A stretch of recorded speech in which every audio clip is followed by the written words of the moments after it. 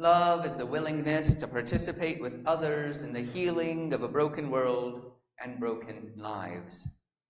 Love is the choice to experience life as a member of the human family, a partner in the dance of life, a lighter of torches of hope.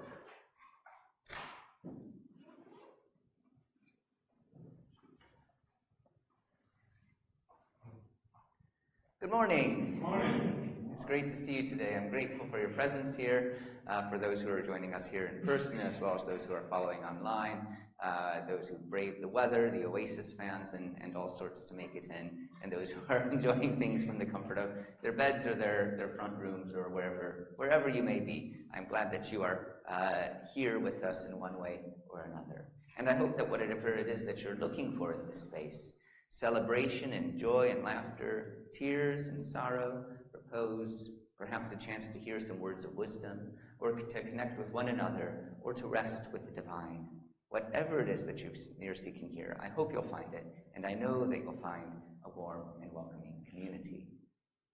So we opened our service by lighting chalice to those words of Carter Haywood, reminding us again sort of why it is that we come together, that we're participating in life. That we're not just simply observing it, but we're actually co-participants in the creation of the world. We turn now to a deeper level of worship now with these words of Henry David Thoreau.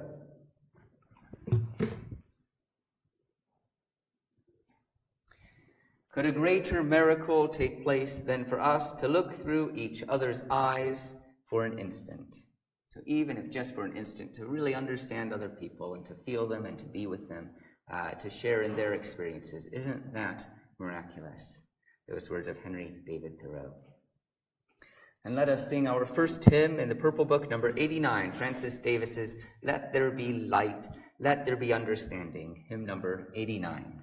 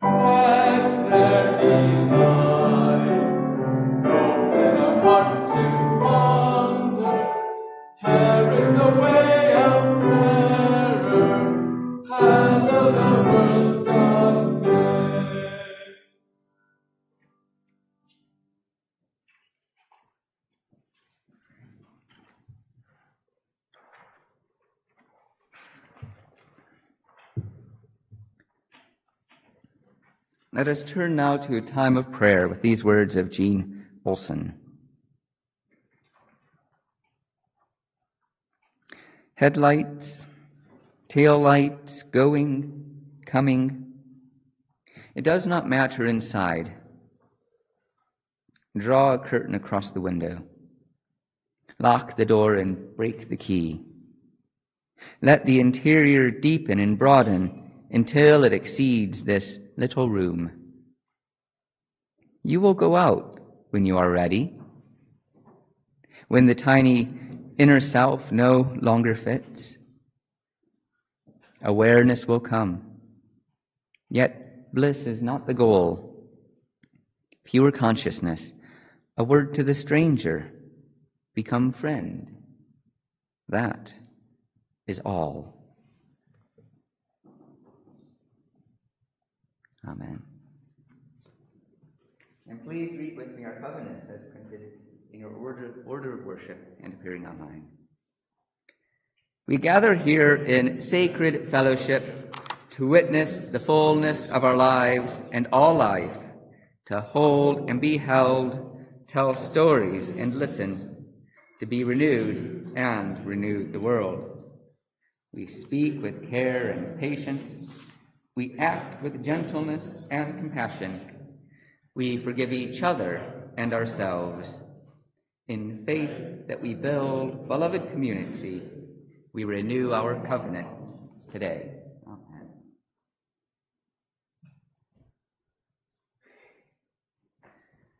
Now, this is a story that I've done before for Harvest. It's a very appropriate one, harvest-wise, but I thought it would be fun and fitting for today's service as well, looking at sort of friendship and connection in one another.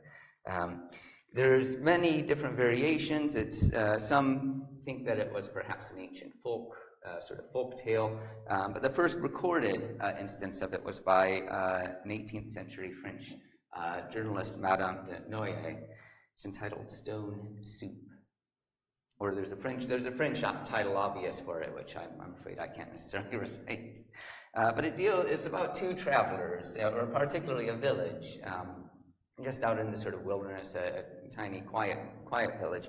People sort of keep themselves to themselves. They don't necessarily bother one another unless really absolutely necessary. And they certainly don't bother or entreat any strangers that might come their way. Well, it just happened that one day there were two strangers that came into the village. And these strangers, they looked a bit bedraggled. Life and their journeys had been particularly a bit difficult and hard for them, quite obviously. And if anything, they looked particularly hungry. Like I say, the villagers were always a bit circumspect about these situations. They were always a bit suspicious about anyone who might come into their area. So they all sort of retreated to their houses and closed their doors. But the two travelers weren't deterred by this. They went up to a door and they knocked on it. And when it was answered, they said, pardon us. We're just two sort of weary travelers. We're about to make ourselves some lunch, and we wondered if you wanted to join us. And the person was sort of a bit confused. He was expecting them to ask for a handout. He was expecting them to ask for food or victuals or whatever it was that they might want. So he was genuinely shocked to be given that offer of an invitation to eat with them. And he said, well, what are you having? He doesn't see really much of anything on them. And he said, we're having the most marvelous stone soup. Stone soup? I've never heard of that before. It's delicious. It's really out of this world. It's unlike anything else that you've ever eaten. Okay, well, yeah, I suppose I can come by and try a bowlful. So they then went on to the next neighbor and the next neighbor, and each one was very perplexed by this invitation to join them and have some stone soup. In the middle, but they all agreed sort of at some point to come out and to give it a try. In the middle of this village, there was a fire pit, and so the two travelers went to the fire pit, and they brought out a bowl. They started the fire. They took a bowl. They filled it with water, and then one of them produced from their pocket a stone, and they set it in, and they just stood by while the stone was boiling in the water. And sure enough, the first person that they visited came out just to see what was going on, this really strange observance. He came in and sat next to them, and one of them said, can you just, smell that, smell the aromas of the stone soup. I'm sure it's going to be absolutely delicious. But it's a real shame, I said, what's that? Stone soup is made all the better if you have a bit of potato in there. And the guy said, I have some potato. Let me go back to my house and I'll get it.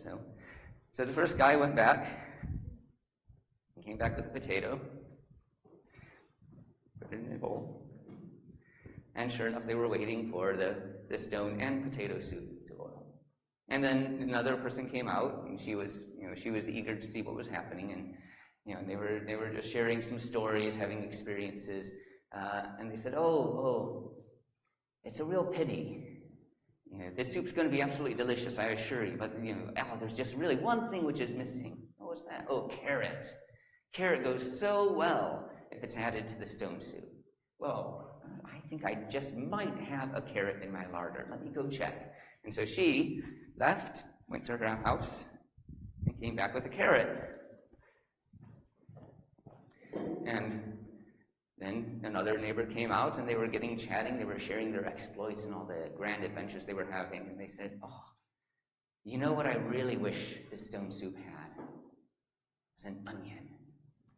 Well, let me check my kitchen. I'm sure I have at least one onion there." So the third person went and produced an onion. And the fourth person came out, and the conversation continued, and they learned that stone soup was just made all the much better when you have some celery. And sure enough, this person had some celery that they could add to the stone soup. But that's not all. There has to be something else. Why not some herbs? So, sure enough, neighbors came with their herbs. And by now, the stone soup was really wafting with this delicious, delicious smell going over. And all the neighbors were coming out, and they were bringing things to contribute. And they were finding something that they had in their kitchen that just might make the stone soup just that much better. Although it would be really good, it would be perfectly great and delicious if it was just stones. But no, everything else just added a little bit to it. And so, they said, "Well, what happens now? It's been boiling for a while. I'm sure everything is very well cooked." And he said, "Well, now we take out the stone, and we've got our soup." And sure enough, they handed out the bowls, and everyone got a portion. And it was indeed the most delicious stone soup that they had ever had.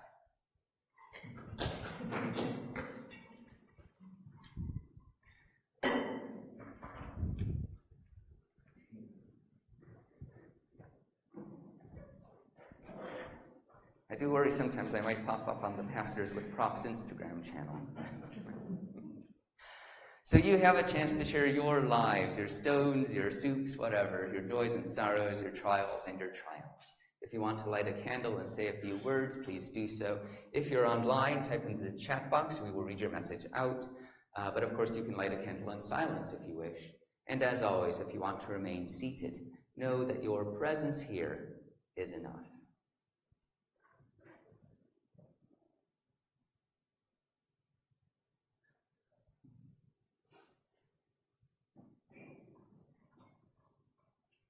This might sound like a fairly minor thing, but my son fell asleep in a different chair last night. That was more importantly in his bedroom rather than our front room, and that was actually felt like quite a milestone. So that's to good night sleeps for him.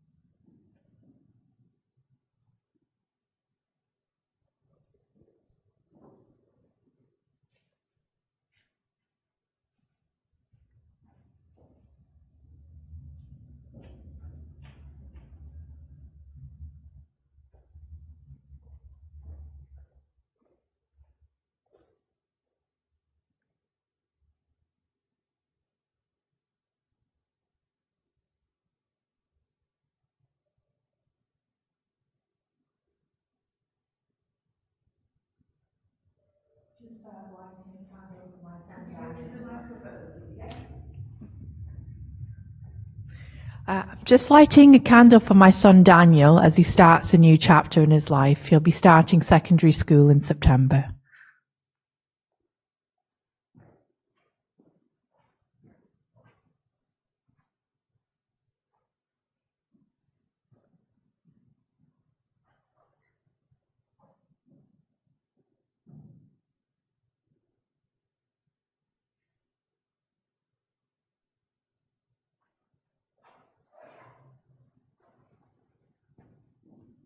I was in London last week looking after grandchildren.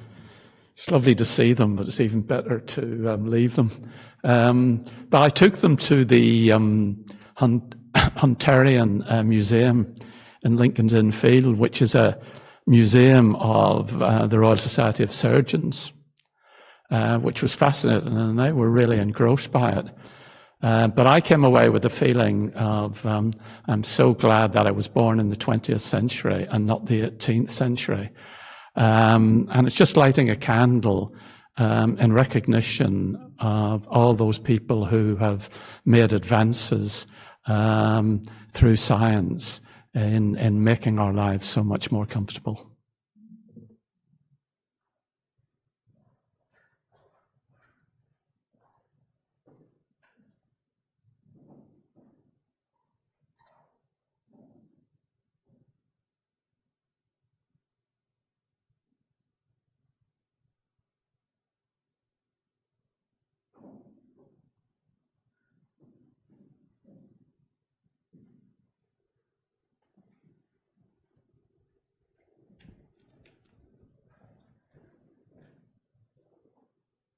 For all those joys and sorrows here spoken, and those that remain silently in our hearts.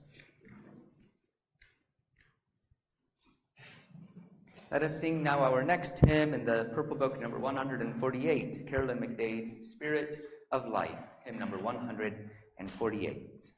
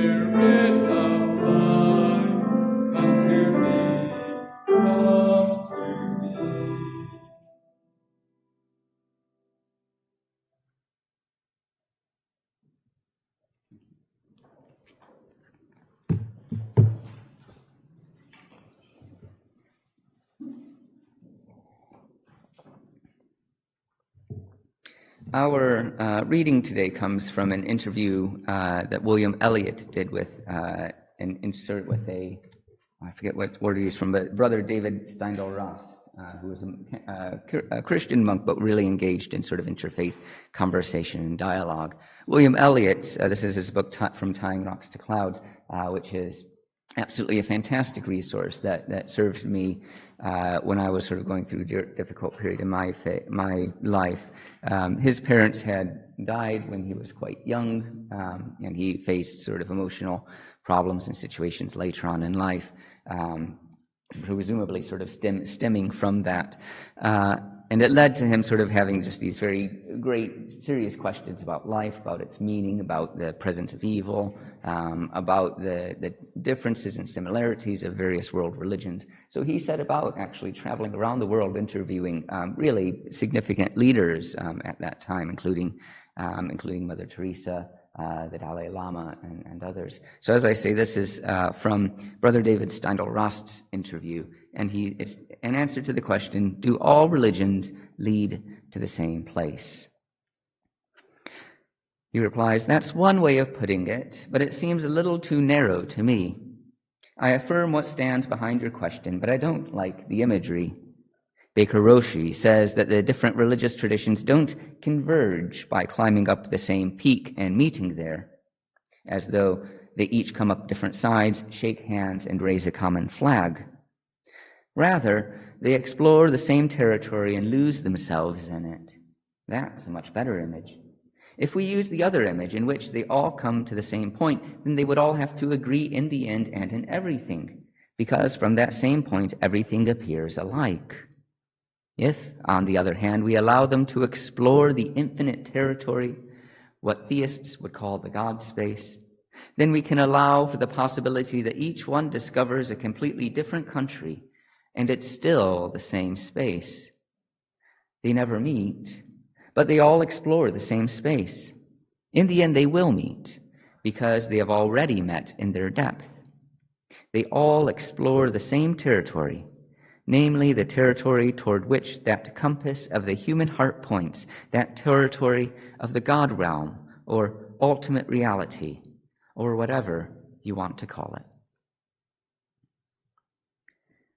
William Elliot interviewing Brother David Steindl-Rast.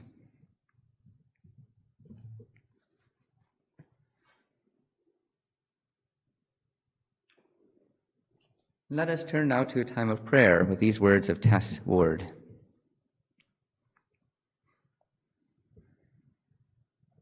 Perspective giver, holder of true, be with all who are ruled by target and deadline. Help us to let go of our need to be efficient this day and the illusion of our indispensability. Keep our feet on the solid ground of your love that made us as whole people, and not the shifting sands of a virtual world, the number crunching and world spinning that misses the story. Be with all whose stories have been missed this day, and those who have dismissed their own. May we find head-up time to stop the treadmill, discover life anew in all its richness and balance, and rediscover our wholeness, made holy by you. Amen. And so let us enter into a period of silence for reflection, meditation, contemplation, and personal prayer.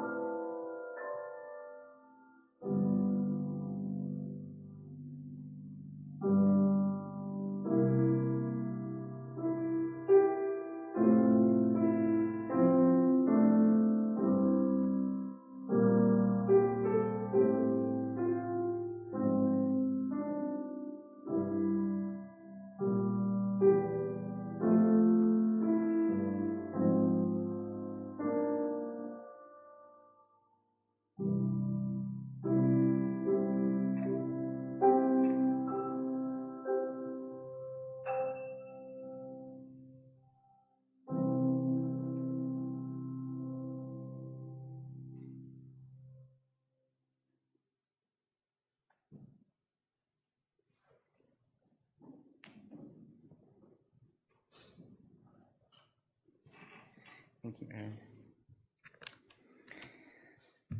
Let us sing now our next hymn, Alicia Carpenter's We Celebrate the Web of Life, hymn number 189 in the Purple Book by Alicia Carpenter.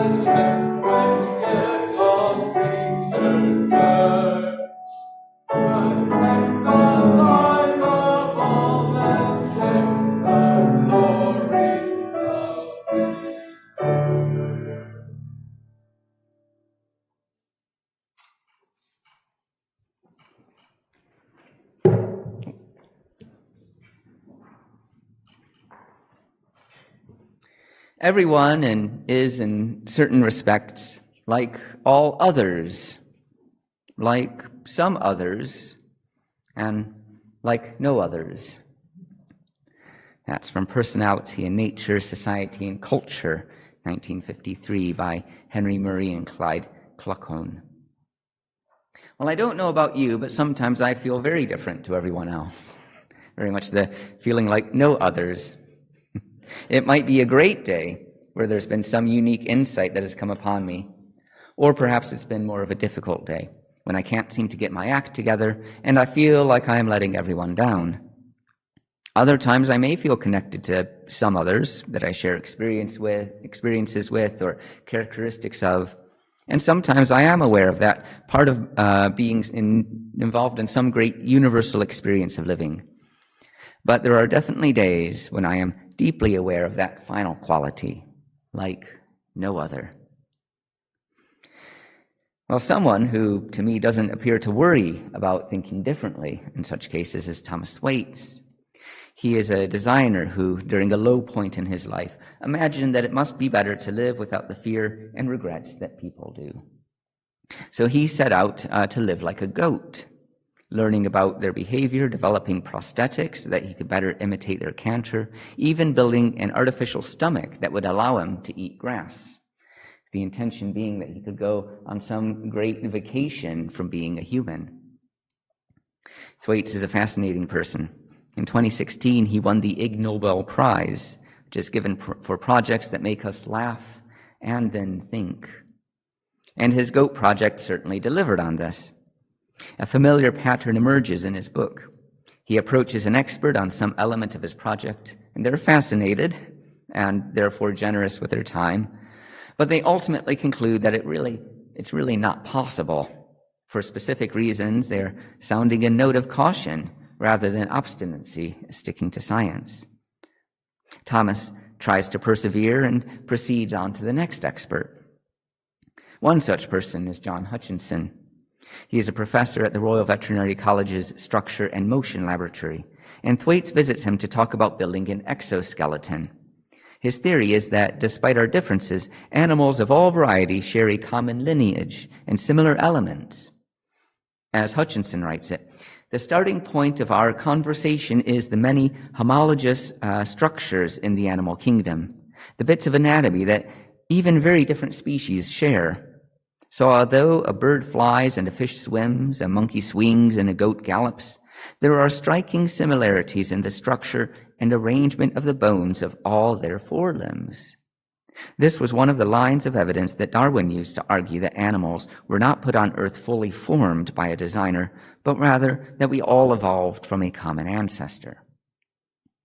Hutchinson is sympathetic to this belief, but equally cautious. Just as we share a significant history with our fellow creatures, nevertheless our paths have diverged millions of years ago, and we cannot deny the peculiarities of our species. Later in the book, Thomas Thwaites approaches a prosthetics expert, Glyn Heath from the University of Salford, who argues that nature's limbs will always exceed the work of humankind. We can create prosthetics that come close or ones that excel at one specific purpose, but will likely never exceed the efficiency of our own design. So the bones of our bodies correspond to many other animals, even some that we might consider quite distant. These same bones have their own character, built from generations and shaped to suit a wide variety of needs. So we might see the similarities, but we cannot deny our uniqueness. Like all others, and like some others, we're the same, just different. I wonder if Brother David Steindl-Rast would consider religion in a similar vein.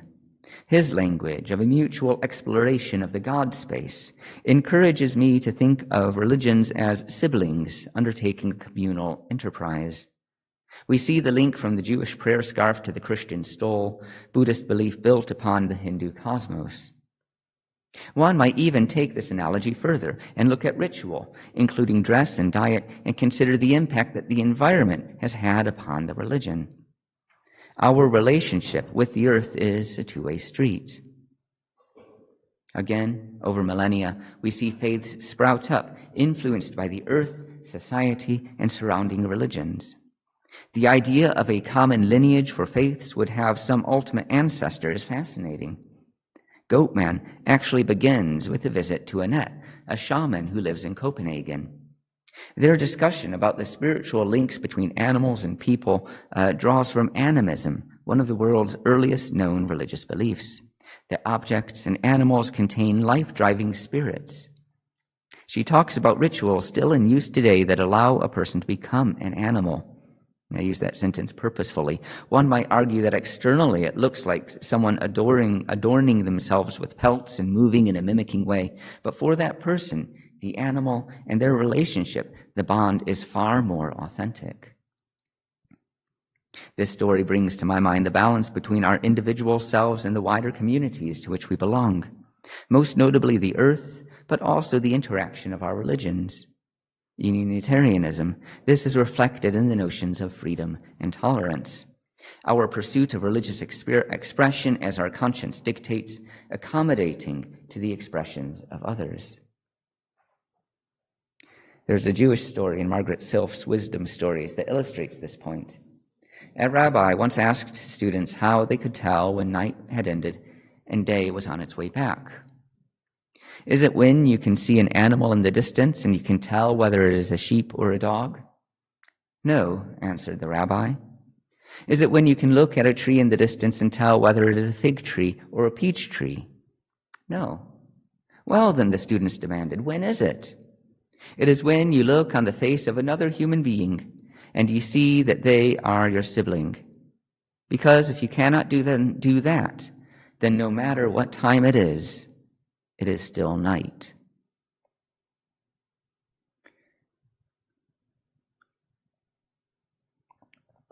Apartheid-era South Africa employed different techniques in preserving their status quo, as detailed in Trevor Noah's book, Born a Crime. The white minority was able to maintain power only through their strict legal code defining the boundaries and spheres for racial hierarchies. Additionally, efforts were made to set different ethnic groups within the Black community against each other. It is in this environment in which a young girl, Miriam Makeba, grew up. The daughter of Xhosa and Swazi parents, Miriam became passionate about singing. It occupied such a deep level of her life. However, her increasingly vocal critique of apartheid meant that she had no friend in the government, and while on tour they canceled her passport, thereby expelling her. And she learned this while she was trying to re-enter the country to attend her mother's funeral. Her political fervor, though, only increased, and her songs continued to speak out about the injustices in South Africa. She was uncompromising in calling people out, even Martin Luther King Jr., whose Southern Christian Leadership Conference had investments in South Africa. She spoke to that justice necessary for healing divided peoples. Why such a focus on Miriam Makeba? Well, as we see, there are voices nowadays wishing to divide us, arguing that these differences prevent us from loving one another, or meeting one another, or walking with one another. While we hear these voices of division, I become aware that the message that I carry and you carry, celebrating differences and respect, that it's necessary and urgent. To feel all this, I know I must not fail to provide a counter-narrative. This past week, the Faith Network for Manchester held their annual general meeting at the chapel. The Faith Network works with partner organizations to deliver a wide range of interfaith projects, from advocating in places of worship for cancer screening to encouraging the use of renewable energy. There's also in-house programming such as men's and women's groups, faith tours, and other ways to foster positive interfaith dialogue. And I should note, if you might not tell from that language, that I'm a trustee of the Faith Network. And as I said, they held their AGM here. And this year there's been some concerns about their finances and funding. Interfaith preventative projects are not the most sexy of proposals, I will admit. And with the presence of so many important and urgent cases around us, securing financial resources can be difficult. But we are emboldened by this meeting. There was engagement and excitement about projects. People seem willing to get stuck in, and hopefully its finances can be secured for the next year. Because as people were talking about these projects from the past year, And as we reflect on the rancor and the increased division that's witnessed in the streets and amplified in the media, now more than ever, such voices of constructive dialogue are really needed, and that's something that we can all be part of. Just like the sharing that we encounter in the stone soup, just like the animals in Darwin's Voyage, just like the rabbi instructing the students to know when the day has come, it is the same with religion. Though our origins remain in that murky fog of humankind's early years, we can see parallels in each other, and the differences may hopefully enrich the world. And it is the same with all creation. Coming from stardust, coming from God, the universe and its inhabitants have branched out in space and sort. We hold many stories, though the leaves of our book meet at the beginning. We're different, but really, we're the same. Amen.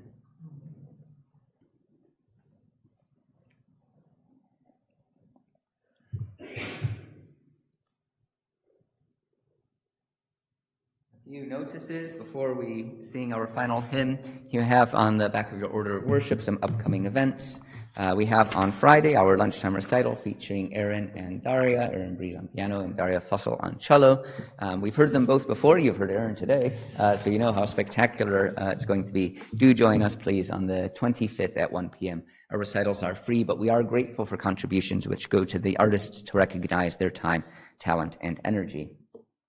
And then the Faith Network on Thursday the 31st is going to be having an event called Faith in the Arts, Seek Heritage Project, Ownership, Access, and Conservation. It's at John Ryland's Library. I have a poster here, which I can share with you, a bit more details when it comes up. That's looking at a conservation project of Sikh sacred texts that's being done at John Ryland's Library. It's from 2 to 4 on Thursday the 31st. You do have to book for it, but that's online via Eventbrite, and I can lead you that way if you wish. And then you'll see some notices for August. We don't have a recital because we have our Pride weekend. 23rd is Pride Saturday, so the chapel will be open from 10. Please join us, just if you want to chill and have some fun. If you're coming with us to the march, though, we'll leave at about 11. Hopefully things will kick off about midday, and afterwards we can come back and have a shared meal. And then on Sunday the 24th, we have our annual Pride service, and we're very excited to welcome our own Quinn Daly, who's going to be speaking towards defending trans rights, why this is important for free religion. So that's Sunday, the 24th of August. Do join us for that. Are there any announcements or notices from the congregation? Let us then sing our final hymn, number 155, Andrew Pratt's The Day Will Come, Must Come, and Soon. Hymn number 155.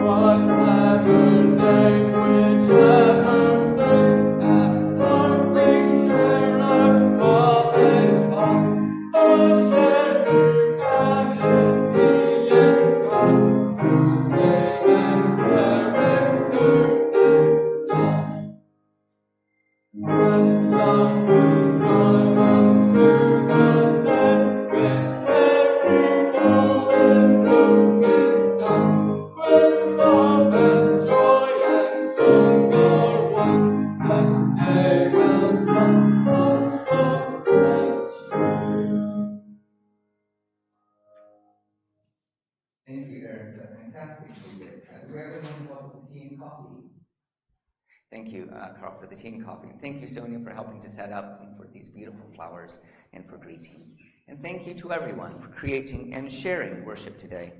We close with these words from the Corimilia community. God, our parent, we come to you as children. Be with us as we learn to see one another with new eyes, hear one another with new hearts, and treat one another in a new way. Amen.